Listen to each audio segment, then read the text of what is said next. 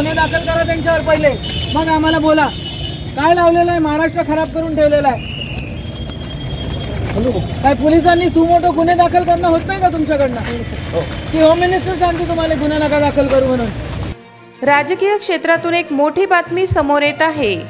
संसदीय विरोधी पक्षनेते राहुल गांधी यांनी विदेशात जाऊन आरक्षण संदर्भात केलेल्या वक्तव्यानंतर भाजपाचे राज्यसभा खासदार डॉक्टर अनिल बोंडे यांनी राहुल गांधी यांच्या जिभेला चटके द्यावे असे वक्तव्य केले होते।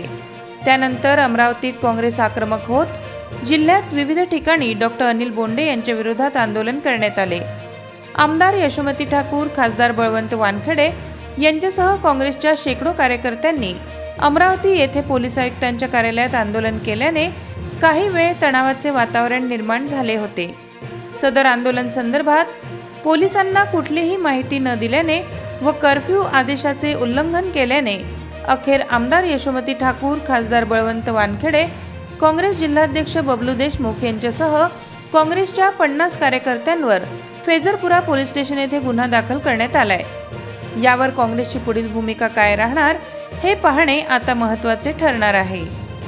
अशाच वेगवान घडामोडी पाहण्यासाठी आमच्या चॅनलला लाईक व सबस्क्राईब करायला विसरू नका।